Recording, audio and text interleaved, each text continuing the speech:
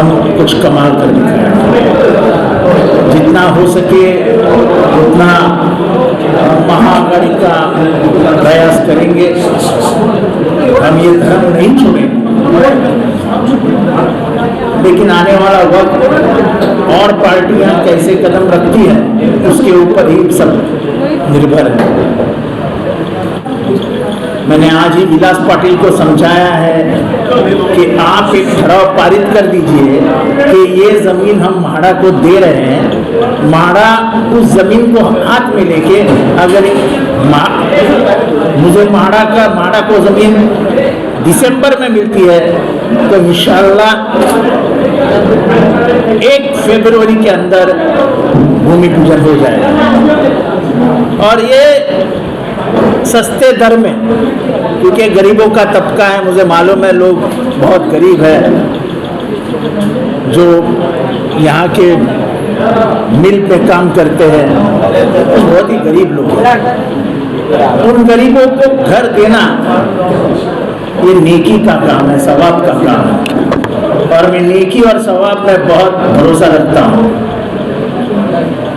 मालूम नहीं कौन सी नेकी थी, लेकिन कोरोना से तो मेरी विकेट चली गई थी, पर मेरी नेकियों ने ही खुदा ने मुझे वापस भेज दिया। मैं यहाँ पे एक और समस्या की तरफ आपकी नज़र लाना चाहता हूँ, वो है रास्ते। उसके लिए कुछ बड़ा निधि लगेगा। मैं जयंत पाटिल जी को मैंने उनको विनती करता हूँ कि आप अगर ताकत से जोर से अगर अजित पवार जी को बोलेंगे तो हमें पैसे की कोई कमी महसूस नहीं होगी। पानी आप करिए, आपके हाथ में पानी देना है। जैसे मैं अभी इनके कान में कुछ गुफ्तगू कर रहा था, तब उन्होंने बताया कि जितेंद्र ये हफ्ते में मीटिंग लगाएंगे और इसका निर्णय ये हफ्ते में ही करके खलास कर देंगे। उनके हाथ में वो दे देंगे। सो कहाँ से लेना है, पाइपलाइन भी पड़ी हुई है ना, स्टेम से ले, इधर से लेना, स्टेम से, तो उसकी पाइपलाइन भी गिरी हुई है। सिर्फ इनकी मंजूरी की आवश्यकता है, तो ये मंजूरी दे देंगे, ये विश्वास। यहाँ पे आप शिक्षण, एजुकेशन, उर्दू में क्या कहते हैं, तालीम को बाजू में रख के कुछ नहीं कर सकते। मुझे अच्छा लगता है आजकल, मैं जब भी अकलियतों के मोहल्ले में जाता हूँ, उनके बस्तियों में घूमता हूँ, तो लोग आजकल तालीम के बारे में बात करने लगे कि साहब यहाँ पे तालीम की कोई व्यवस्था नहीं है। मुझे लगता है ये बदलाव भारत को बहुत आगे लेके जाएगा। जरा ये शांत बसा रहे हैं, ये बदलाव भारत को बहुत आगे लेके जाएगा। बीच में जो बंद था उसमें मुमरा ने जो भूमिका निभाई, जो भिवंडी ने भूमिका निभाई, इसकी प्रशंसा पूरी भारत में। मैं सभी हमारे अकलियतों के जो मुस्लिम भाई हैं उनसे एक अपील करना चाहता हूँ कि ज़्यादा घूस खा के माथा मत करो, बिल्कुल शांति से काम हो। वो चाहते ही है तुम्हारा सर गर्म हो जाए, सर पे बर्फ रख दो और मुंह में पान, सुपारी, रजनीगंधा जो मांगता है वो रख लो, लेकिन सर पे बर्फ, मुंह को ताला, कुछ नहीं होगा। वो एक पत्थर मारेंगे तो बोलना और फेंकना, हम इसकी मस्जिद बनाएंगे। उनके सवालों का जवाब देने की कोशिश मत करना। आने वाले दिनों में वो करते रहेंगे तो हमको एक ही सवाल पूछना है, भाई हमारे 15 लाख का है, पेट्रोल के दर कहाँ पे पहुंचे? अब तो टमाटर 150 के ऊपर चला गया है। हम उनके जाल में नहीं फंसेंगे। खास करके भिवंडी में, याद रखो मैं जो बोल रहा हूँ, खास करके भिवंडी में ये बोल रहा हूँ कि हम उनके हरकतों के जाल में नहीं फंसे। मुमरा में बंद हुआ, किसी ने कुछ बोला नहीं, किसी ने बंद के लिए कुछ बोला नहीं, सिर्फ मेरा एक बैनर लगाया, बंद को समर्थन दे रहा हूँ, राष्ट्रवादी कांग्रेस शमीम खान और शानू पठान का नाम लगाया, और जितेंद्र आव्हाड के जो भी है, पूरा मुमरा रात को 12 बजे बंद हो गया, वो 5 बजे खुला। ऐसा ही भिवंडी में होना चाहिए, करना, कौन कैसे लड़ेगा उसका चयन करना।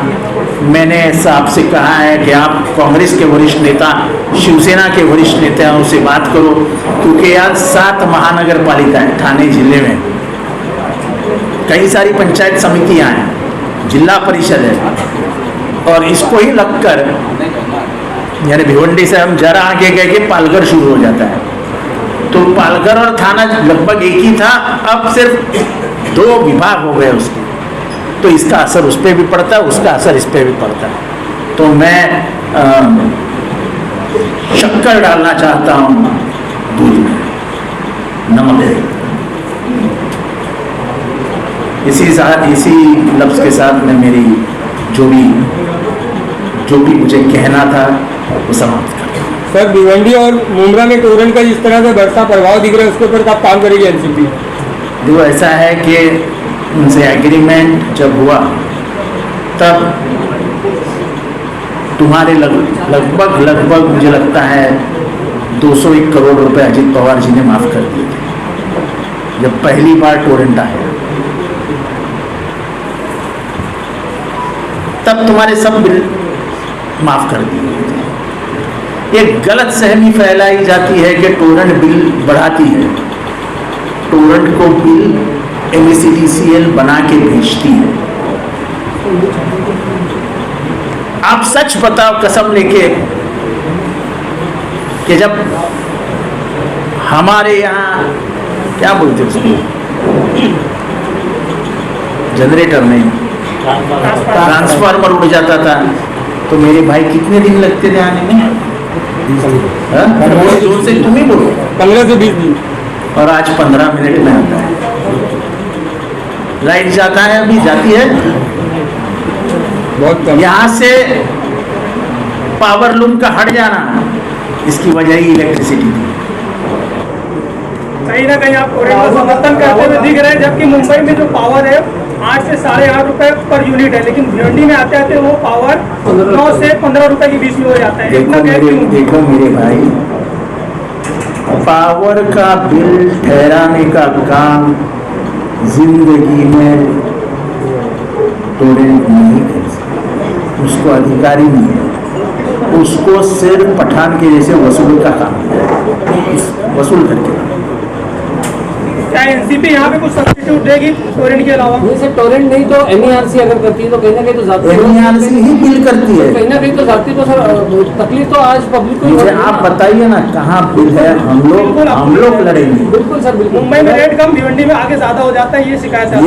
ये मुझे बताइए कि मुंबई में बिल कम, पूरे महाराष्ट्र में जो रेट है उससे अगर 1 पैसा ज्यादा टोरेंट लेती है, तो टोरेंट को ताला लगाने के लिए हम सब वहां जाए। मैं आपके साथ रहूंगा। टोरेंट का सवाल करता हूँ, मीटर लगाने का पैसा नहीं लगेगा? ऐसा है कि उसका मीटर लगाने का पैसा MERC के तहत लगना नहीं चाहिए, ऐसा मुझे लगता है, क्योंकि अभी मुमरा में मीटर लग रहे हैं, तो वहाँ कहाँ पैसा लिया जा रहा है? सर IGM हॉस्पिटल भिवंडी का एक बहुत बड़ा मुद्दा है, जिसमें बहुत सारे भ्रष्टाचार है और जिनको सहूलत नहीं मिलती।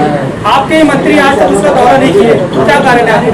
ऐसा है, दौरा मैंने उनको कहा है दौरा करो, और कोरोना के कारण वो कहीं बस्तियों में जाते हैं, बहुत घूमते हैं। मेरे ख्याल से 10 दिसंबर के पहले उनको यहाँ लाया जाएगा। तो अभिजीत, चुनावी माहौल बनाने के लिए सिर्फ लाया जाएगा, आश्वासन के लिए या कोई कार्य? हेल्थ केयर बहुत एकदम देखो, मैं एक बात बोलता हूँ, सिर्फ बयानबाजी करना मेरा अगर काम होता तो कम से कम 1000 करोड़ की लागत लगा के मैं मुमरा को इतना सुंदर नहीं करता। सर एक सवाल ये है, मुमरा नशा मुक्त कब होगा? भिवंडी और मुमरा दोनों नशा मुक्त कब होगा? भिवंडी और आए दिन कुछ ना कुछ घटनाएं इसमें सामने आती है न्यूज़ के माध्यम से। भिवंडी और मुंद्रा उस दिन नशा मुक्त होगा जब आप जैसे जिम्मेदार लोग इस लड़ाई में पुलिस का साथ देंगे और बिना मतलब राजनेताओं को बदनाम करने का काम छोड़ देंगे तो अपने आप नशाबंदी की तरफ राजनेता और पुलिस मिलकर बड़ी सख्त कार्रवाई करके इसको रुकाने का काम करेंगे। सर आपने क्या कार्रवाई की? सर सुनिए, भिवंडी शहर में जो ये आलीशान जनसंपर्क कार्यालय राष्ट्रवादी का हुआ है, क्या आने वाले महानगर पालिका को चुनाव को देखते किया गया है? क्या पार्टी को बहुत मजबूती से आप बढ़ाने वाले क्या है? हमें संगठन बढ़ाना ये हमारा धर्म है और उस धर्म का आचरण करना हमारा काम है। सर आने वाले चुनाव में भिवंडी में क्या महाविकास आघाड़ी साथ में लड़ेगी? भिवंडी का तो मैंने पहले ही कहा है कि यहाँ पे जो सरकार की राज्य में बैठी है वो 3 पार्टियों की सरकार है। हम 3 पार्टियां मिलके ही चुनाव लड़ेंगे पर एक दूसरे को छोड़ के हम कोई चुनाव नहीं लड़ सकते। कांग्रेस का मुंह पूरब की तरफ है तो राष्ट्रवादी का पश्चिम की तरफ, इस तरह गठबंधन कैसे हो सकता है? क्या क्या क्या कांग्रेस का मुंह पूरब की तरफ है, एनसीपी का पश्चिम की तरफ, दोनों एक साथ नहीं आ सकते जो माहौल भिवंडी में दिख रहा है। ऐसा है जब राज्य में सरकार बनी तो आपको सपना भी सपने में नहीं आया था कि मुख्यमंत्री पद की कुर्सी उद्धव ठाकरे जी ले लेंगे। आज सूरत में जो कार्यक्रम हुआ उस कार्यक्रम में शहीदों को श्रद्धांजलि नहीं दी गई, ऐसा सवाल है सभी का। भूल गए मुझे लगता है प्रोटोकॉल, मतलब अपने नेता के प्रोटोकॉल में शहीदों को श्रद्धांजलि देना भूल गए। शहीदों को सम्मान करना हर भारतीय की आदमी का कर्तव्य है, इससे वो मुकर नहीं सकते हैं। अगर आयोजक की कोई गलती होगी तो मैं इसके लिए आप नहीं पूरे भारत की माफी चाहता हूँ।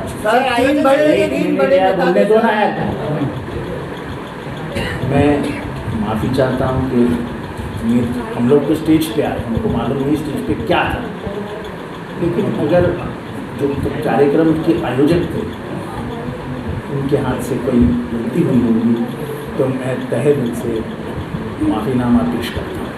अभी मैंने कहा था ये आपके सवाल है। जो महाराष्ट्र में इतिहास बनाया तो उसमें प्रमुख भूमिका भूमिका किसकी थी? जब राज्य में सरकार बनी तब उसमें प्रमुख भूमिका किसकी थी? पहले शुरू मैं आपको पूछ रहा हूँ, पूछ रहा हूँ पवार साहब भी भूमिका थी ना?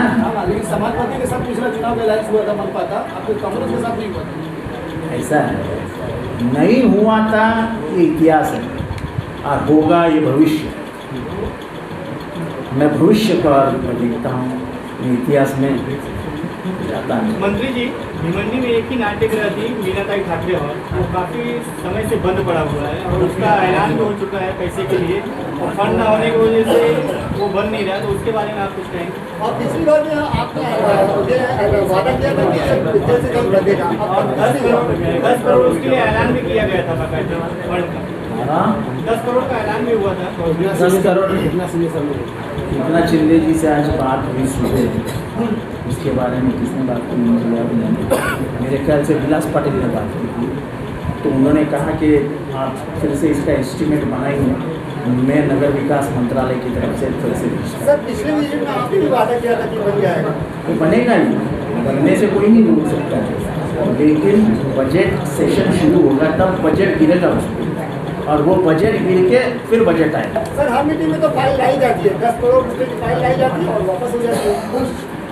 महापालिका की ये जनरल मीटिंग भी होती है, वहाँ पर पूछा भी जाता है, सब फाइल सामने बताई भी जाती है। ये 10 करोड़ रुपये की फाइल पास हो चुकी है, हो गया सारा काम, बस अब शुरू होने वाला है। दिलासा दे देते आज 5 साल हो गए, मीनाताई ठाकरे हॉल बिल्कुल खंडर। आपके पास अगर विषय पत्रिका है और उसमें नाट्य गृह का विषय है तो मेरे पास जरूर लेके आइए, मैं क्या करता हूँ वो देखिए। सर एक आखिरी सवाल